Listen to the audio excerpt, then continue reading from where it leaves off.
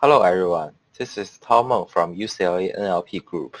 Today I would like to share our work on mitigating gender bias amplification in distribution by posterior regularization.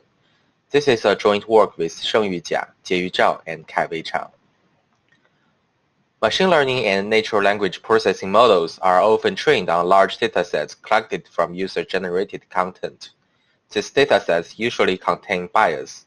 For example, in the visual semantic role labeling dataset, 2 over 3 of cooking images had women cooking.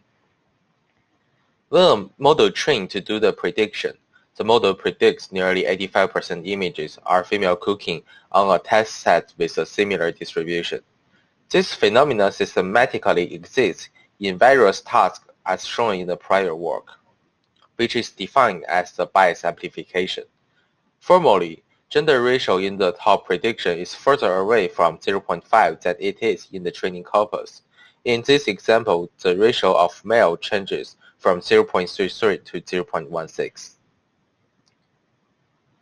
This visual semantic role labeling model used in the analysis consists of a convolutional neural network to extract features from images and a conditional random field model to perform structure prediction.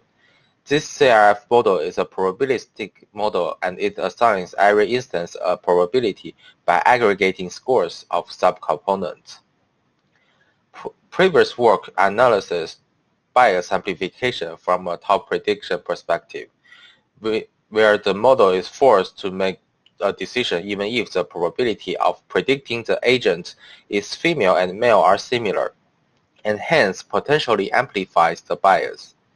In contrast, in this work, we focus on analyzing bias amplification based on the distribution of output predictions, as the model is trained by maximizing regularized likelihood. This analysis provides a better way of understanding the bias amplification. Now let me use an example to illustrate how we evaluate the bias in the distribution. Consider 3 images depicting a particular activity like cooking. For the first image, the agent is predicted to be a male with probability 0.6, female with probability 0.3, and probability 0.1 for non-determined. Image 2 and 3 are similar. When we consider the top prediction, we need to pick the best prediction with the highest probability. The predictions of image 1 and 3 are male, and for the image 2 it is female. Therefore, the bias ratio towards male is 2 over 3, which is 0.67. Now let's consider analyzing bias in this distribution. We directly use the probability to compute the bias in the distribution. For each image, we put the probability of male on both the numerator and the denominator, and put the probability of female only on the denominator, which will give us a bias towards male as 0.59. We plot the bias in the training set compared to the model predictions. The left figure shows the analysis of top prediction, and the right figure is the analysis of output distribution. The x-axis is the bias towards male estimated from the training corpus, and the y-axis is the bias in the model predictions. Each dot is a verb standing for an activity. The blue solid line is a reference when the bias score in the prediction is equal to that in the training.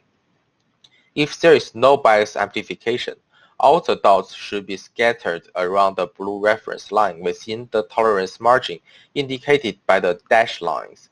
Here we use margin is equal to 0.005. The red dots are out of the margin and they are called violations. The black reference line is the linear regression of the dots, and the slope being greater than 1 shows that there exists a bias amplification. Similar to the analysis on the top prediction, we find the bias is also amplified in the posterior distribution. This indicates that except for making hard predictions, there are other sources of amplification. We further designed a framework to mitigate the bias amplification in distribution based on posterior regularization.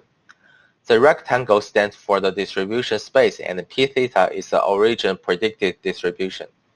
To mitigate bias amplification, we calibrate the gender ratio in the posterior distribution to be close to the ratio estimated in the training set.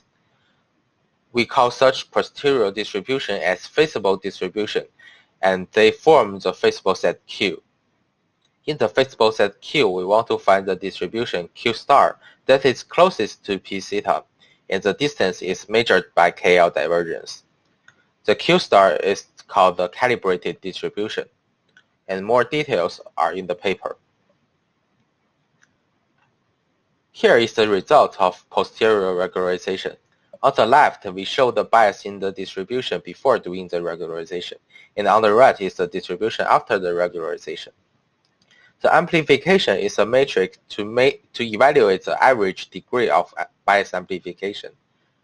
With posterior regularization, we almost remove the bias amplification in the distribution, and only 2% of the activities are violated without hurting the performance.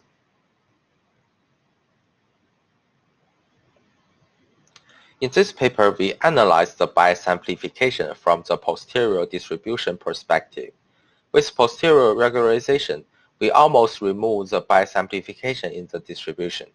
However, one remaining open question is why the gender bias in the posterior distribution is amplified, and we leave this as a future work. The source code for the analysis can be found at GitHub. Thanks for your attention.